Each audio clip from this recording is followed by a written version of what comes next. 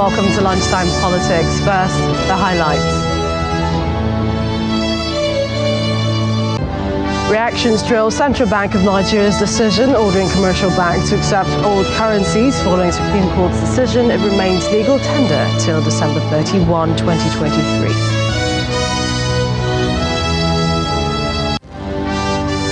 Presidency says February 25th election is a marked improvement on past elections, praises citizens for refusing religious hatred and sectarian politics.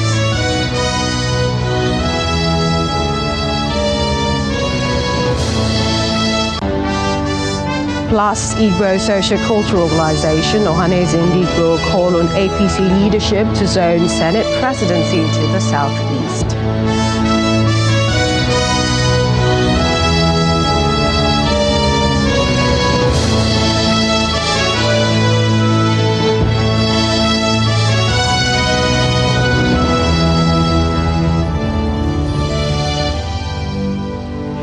Thank you for joining us. I'm Millicent Walker in Lagos. 24 hours after the Central Bank of Nigeria gave the directive for the banks to dispense the old 200 naira, 500 naira and 1,000 naira banknotes, which the Supreme Court ruled remains legal tender until December this year, some economic experts have described the developments as a welcome one, which will help particularly small businesses recover from the cash crunch. Mr. Ayodeji Olushina believes that the moves by the CBN will help relieve the economy, which before now was going through difficulties. The Apex Bank had, in a statement yesterday, asked deposit money banks operating in Nigeria to comply with the Supreme Court ruling of March 3rd, 2023, directing the old banknotes remain legal tender alongside the redesigned notes till December 31, 2023. It's good, that's where we should be. But we must carry people along. And we must then also have the infrastructure to support cashless. We're moving from, this is a cultural issue. We're moving from where people love their cash, want to handle their cash, want to just, trust their cash in their pocket. So if you're going to replace that, then you must address the underlying infrastructure. The underlying infrastructure of ensuring that when cash is when money is then transferred, money must arrive as and when due. That is the challenge that is causing the distrust in the system. That must be addressed, and that will take some time for people to then adopt. So you must give people their time. It's their money, so you must give them some time in getting used to this new culture. Fantastic time, cashless, fantastic. We must get there, but we can't get there in too much of a hurry. Meanwhile, human rights lawyer Mr. Femi Falana on Monday berated the federal government for disobeying the Supreme Court order on the usage of the old naira notes. He said the central bank has not been asked to make a statement allowing banks to comply with the judgment of the Supreme Court, but dancing around the judgment of the Apex Court suggests non-compliance with the rule of law. He was a guest on our program Politics Today.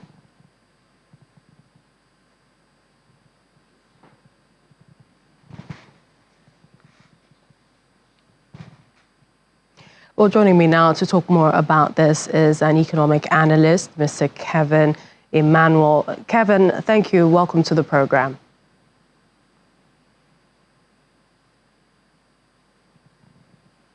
We'll come back to our guest who'll be joining us for more on the naira scarcity and all that has ensued. But slightly away from the situation, the senior special assistant to the president on media and publicity, Mr. Garbashe, who has been reacting to the furore, if you will, over the February 25 presidential election, calling it a marked improvement on past elections, something he said the world should note in a series of tweets this morning, while thanking foreign observers for their concerns over the logistics of the recent general election in Nigeria and their work as observers. He said, "It is worth setting their comments in context. No one has disputed the election, a result of the election, except the candidate that fell short. The biggest and the most competitive presidential election in the history of Nigeria has been won by one man, Asiwaju Bola Ahmed Tinubu." The U.S. State Department congratulated President-elect Bola Tinubu of the governing All Progressives Congress, APC, and the people of Nigeria on the outcome of the competitive election, British Prime Minister Rishi Sunak was also quick to congratulate the winner on this victory. And so did many others in ECOWAS and the African Union. According to Mr. Shehu, the integrity of the Electoral Act of 2022 will strengthen the bimodal voter accreditation system, cut out ghost, unauthorized or multiple votes to stem fraud. He said the election may not have been pluperfect, but due to the steps the government has taken, it is an improvement on previous polls. And that achievement, he said, should not be overlooked. But the next steps is for the Election Commission to ensure transparency in collation. He said adverse reactions as received from some quarters are themselves a part of the learning process for everyone, and that Nigerians shock the world by refusing religious hatred and sectarian politics. But all true friends of Nigeria should join the people in proceeding forward for sustainable peace.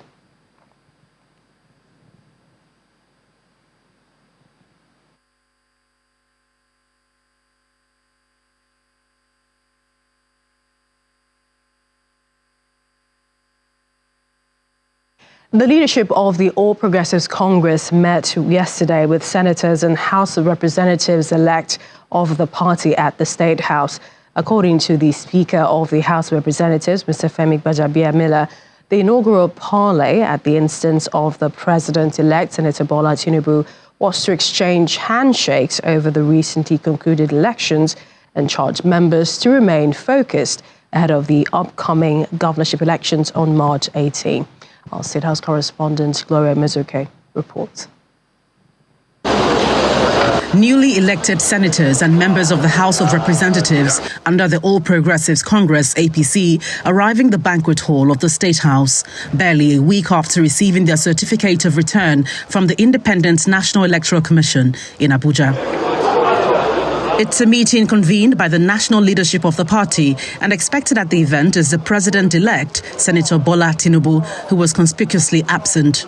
Nevertheless, the Vice President-elect, Senator Kashim Shettima, is cited alongside the APC National Chairman, Senator Abdullahi Adamu, President of the Senate, Senator Ahmad Lawan, Speaker of the House of Representatives, Mr. Femi Gbajabiamila, as well as other elected members of the National Assembly. No media is allowed to go past the scanners, as the meeting, which is specifically for the 57 APC senators-elect and 162 House of Representatives-elect, commences behind closed doors. Hours after, they emerge from the meeting, and the Speaker of the House of Representatives gives an idea of what the meeting discussed. The question about zoning was that let's, tarry a while, let's leave everything for now until we finish we finish the elections. Your name has come up for Chief of Staff. Oh, I don't know anything about that. We're not there yet. The Africa report 2 days ago. Some returning members of the Senate underscore their expectations. It is also my hope and prayer that the 10th Senate and indeed the 10th National Assembly as a whole will jealously guard and protect the constitutional provision of separation of powers as enshrined in the presidential system of government. The Constitution is very clear that the National Assembly members were to select their leaders among themselves. Sometimes, or most of the times, party do domestic arrangement, the party arrangement of looking at how it's going to look like, and most of the time it's being respected. And we believe at the same time, this time will not be different. This parley has been considered very fundamental to the relationship between the two arms as the incoming administration looks to form a government of national unity. The party is for now defocusing on the subject of zoning, and expectations are that these meetings will be held ostensibly to align interests as they try to avoid the pitfalls of the 8th Assembly. From the Presidential Villa, Gloria Umezuke, Channels Television News.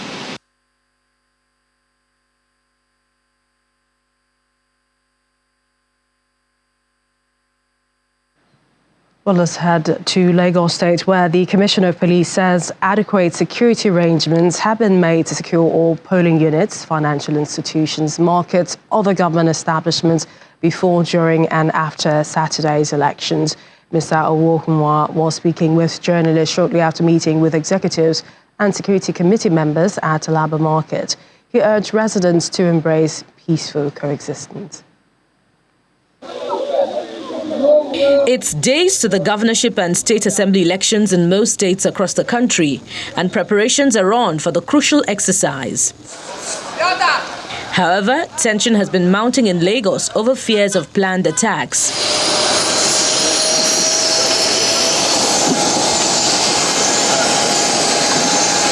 This call to duty by the police management team in Lagos is to calm frayed nerves ahead of the polls.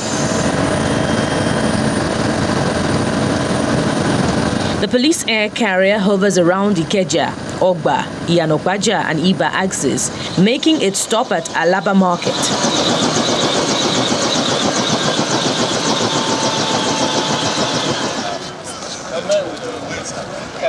In his continuous engagement with groups and leaders in the state, the Commissioner of Police and his team meet with market leaders in Alaba International and Rago markets. The motive of the meeting is made known, messages passed and reactions gotten. So I came in to engage the leadership and members of these markets on the need to work with us towards frustrating what might be the bad intentions of those purveyors of the fake news. And I also came to review the security architecture around the market.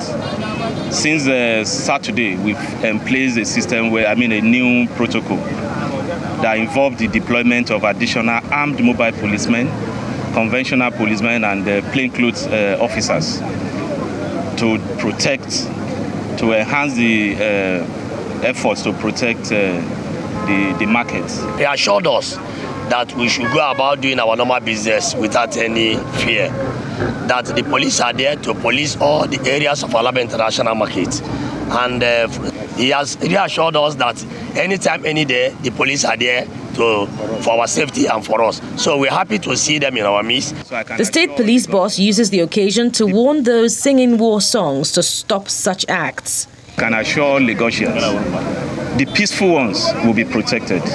The adversaries, those we call the political adversaries who are determined to resort to extra legal means, extra peaceful means in order to destabilize the electoral process. They will have in us as police and with the support of other security agencies a force to contend with. As the police continue to engage other groups across the state, Mr. Wohunwa says he will come down hard on anyone, no matter how highly placed, who attempts to threaten the peaceful coexistence among residents of Lagos State.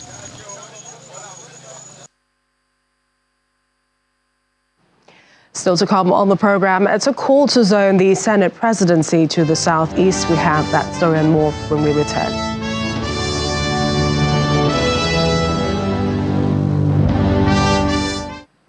Welcome back. Let's head to the north-central zone of the country where our correspondent Pius Angbo in Benue joins me ahead of March 18. Hi Pius, what's the state of things as states in the north-central prepare to go to the polls this Saturday? You're welcome to the street of Makadi, Millicent, for the political updates in what's been happening in north-central states of Nigeria. I'm in Makadi at the moment, but I've had briefings with my colleagues from Plateau, Nasarawa, Kogi, Kwara, to discuss what is going on in the region. And yes, you know that in Plateau State, the Labour Party presidential election was won by Mr. Peter Obi at the state. But it did not translate into the National Assembly elections which they expected, as the PDP won 2 out of the 3 senatorial elections in that state. 2 results have so far been declared. One is still pending in Plateau State. PDP won those 2. They also won 5 House of Representative seats, while the APC won just 3 House of Representative seats in Plateau State. The Labour Party could not secure any victory at the National Assembly elections, meaning that they had a good outing for the presidential candidate, but there wasn't enough mobilization for their party candidates at the other ranks. And so it's in a very 3-horse race for the governorship election in Plateau State, where you have the Labour Party, the PDP, and APC going in for the elections for the governorship and 24 seats for the State House of Assembly. The PDP, as we speak, is quite in pole position, having won 2 out of 3 Senates, 5 out of 9 House of Representative seats. And they don't have any internal issues as you would have with other states like Benue. And so their campaign is on course when I spoke to my colleague there. But the APC, because of the way they handle their primaries, they are still facing problems there. And so going to the elections in Plateau State would reflect what is happening at the state level. You remember that a lot of times there have been issues of insecurity, and the residents there have complained about how governments have handled and responded to those issues. So the performance of the governor, the sitting governor, who also lost his senatorial election to the PDP, is also a point for the PDP to count on going into this election at the state level. So they are hoping that they could win the governorship election and win more seats in the State of Assembly for the PDP. But remember, the sitting governor is in APC. He is the DG of the presidential candidate of the APC. And so you would expect that he would want to prove, as the sitting governor, that his party is in control and is in charge. So all is still left at the realm of speculation in Plateau State. But that is what is happening in Plateau. In Nasarawa, for instance, the sides were quite unexpected because SDP won 2 out of the 3 senatorial elections, while PDP won 1. And APC is the governing party in the state. They didn't secure any of the senatorial seats. And so SDP also won 2 House of Representative seats.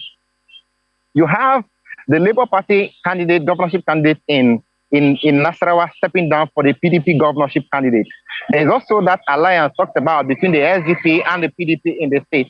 And some elements were agreed within the APC rank, pledging to work with the PDP governorship candidate. So we're expecting elections that may not be predictable to say this person is in office, is going to come back a second tenure, this person is going to win this election, is a landslide. That is the situation in Nasarawa State. And in Kogi State, of course, there's no governorship election there this Saturday, but there are House of Assembly elections there, and the APC is banking on its majority. Remember the presidential election they won in that state. They're banking in their majority, the controlling state machinery to win elections, to have the control of the State Assembly. In Kwara, my colleague tells me that, of course, the APC has its internal issues.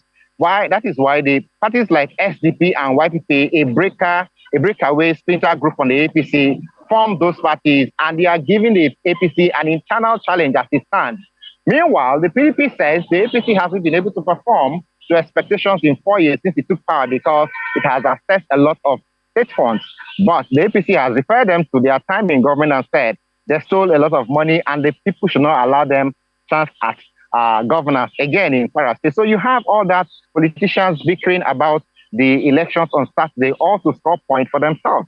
In Benue here, where I am, you recall that the governor lost his senatorial election to his former advisor. Out of the 3 senatorial seats, PDP won just 1, APC won 2. Out of the 11 House of Representative seats, PDP won just 1, APC won 10. So it is the euphoria of the election. The APC is banking on going to the state governorship and State House of Assembly election. But the PDP has been forming quite some strong alliances. Just yesterday, 94 obedient support groups endorsed the PDP governorship candidate in Government House here and said that was in the solidarity with the governor for standing with their presidential candidate, and that they believe that the obedient agenda can be realized working with the PDP in Benue State if Obi were to become president. So they endorsed the governorship candidate and said... It looks like we will be seeing lots of surprises in the elections on Saturday. We'd like to thank you for talking to us. We know we'll be touching base with you in the days to come. Thanks again, Pius Angbo, correspondent in Makurdi, Benue State for the North Central. Thank you. Well, let's head to our guest who's joined us right now from Abuja studios, an economic analyst, Kevin Emmanuel. And we're going back to our top story, and then this is the naira scarcity problems. Hopefully that isn't anymore with what we've seen. Thank you and welcome to the program. So does the statements from the president, the central bank, reassure you? And do you think it also reassures Nigerians that, there's now an end to the cash crunch, the naira scarcity? Thank you so much for having me. The press statement that was released by the State House yesterday and that preceded the release of also a press statement by the Central Bank of Nigeria, it's quite shameful. And it's quite shameful because, in my opinion, the presidency has left the CBN governor to, in the wild. And let me walk you back. Supreme Court gives a verdict, and the registrar of the Supreme Court, he sends the enrolled order to the Council of the states that sued the federal government as a federating unit, and that won the verdict, the ex parte order, and then the order goes out to the Office of the Attorney General of the Federation immediately in 2 days, max. It goes out to the Office of the AGF, goes out to the Secretary to the Government of the Federation, it goes out to the Compliance Unit of the Central Bank of Nigeria. But it took 11 days for them to backtrack after the states had threatened that they were going to issue what they call Form 48. Form 48 in the judiciary is disobedience of court order. So you think they waited too long? The authorities waited too long to settle this issue? What I'm trying to explain to you is that it sends a negative signal to foreign investors that the Nigerian government does not respect court order. It also shows over the last 5 months that we don't have priorities right. Because if you look at all the factors the Central Bank of Nigeria listed as the reasons for the naira redesign policy, none of them were achieved. Inflation didn't come down. In my opinion, inflation, the official number is 21.8%. Unofficial inflation number is over 40%.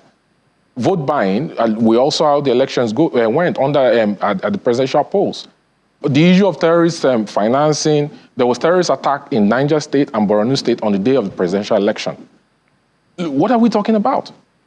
The naira redesign policy has been a complete disaster. It has inflicted pain on Nigerians. It has led to the untimely death of people. It has led to unnecessary blame on the banking system. It has placed pressure, and it's also placed like a systemic risk to the banking system in Nigeria.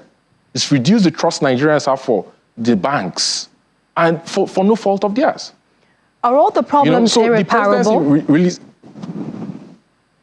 No, I didn't get that. Are all the problems, the issues you've mentioned as a result of, the policy and the issues flowing from it, can they be repaired? I didn't get what you said. Please, can you say? Can they be repaired, the issue? And this is talking about solutions, seeing as the CBN has indeed said, this is now legal tender, let's use this until December the 31st. Doesn't that settle the issue, calm down nerves, and people can go about their daily lives? In the press statement the CBN released, the CBN didn't say that they were going to release the old naira notes back that were brought back to the vault by the banks, back to the banks. So the question I want to ask the CBN, and this is what they need to clarify, is did the CBN destroy the old naira notes after the banks returned the old naira notes back to their vault? That's the question. Do we still have the old naira notes in the vaults of the Central Bank of Nigeria? And are they going to return it back to the deposit money banks for them to recirculate? Because you have to ask yourself if the commercial banks actually have the old naira notes to recirculate back to Nigerians. 2.7 trillion naira was taken out of the banking system. 400 billion naira was sent back to the banking system. You have a deficit of 2.3 trillion naira. That 2.3 trillion naira in old naira notes, do the commercial banks have it to recirculate back? If they don't have it to recirculate back, the press release that was given out by the Central Bank of Nigeria that 2, 5, and 1,000 naira notes remain legal tender is not going to be useful, And to be honest with you, going forward, when we're talking about solutions, I honestly believe that it's time for us to have a change of leadership at the Central Bank of Nigeria. So essentially, it's more questions than answers. We appreciate your time. Thanks so much, economic analyst Kevin Emmanuel. Thanks for joining me today. Thank you for having me. Well, the Apex Igbo Sociocultural Organization, the Ohanese Igbo, they've called on the national leadership of the ruling All Progressives Congress to zone the Senate presidency of the 10th National Assembly to the southeast geopolitical zone of the country. Mr. Okechukwu Isiguzoro, Secretary General of the group, made the call during a press briefing in Abakaliki, the Ebonyi state capital.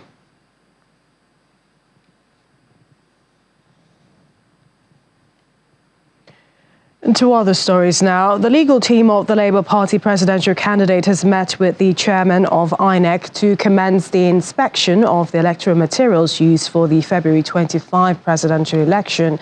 The head of the legal team, Mr. Levi Uzoku, led a team of 60 lawyers to the Commission's headquarters to discuss modalities for obtaining the document.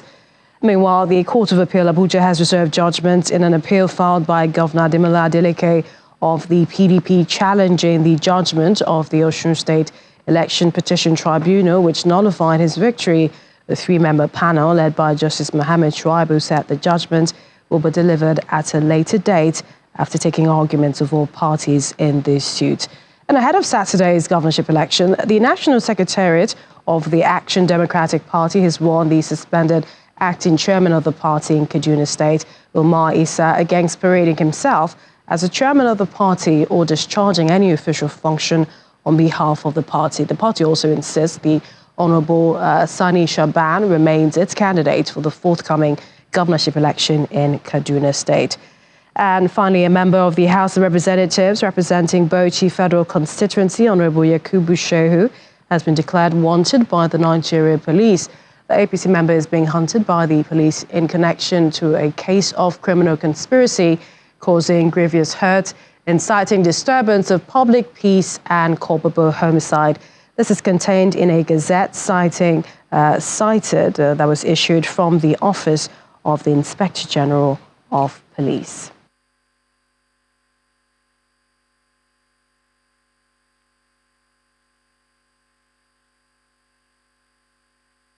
Well, just before we go, some opposition political parties in Rivers State have been reviewing the last elections organized by INEC, saying it falls short of expectations. The group is also raising the alarm that the non-upload of results to the IRF portal in last elections may happen again, as they allege a grand design to manipulate the exercise using security agencies.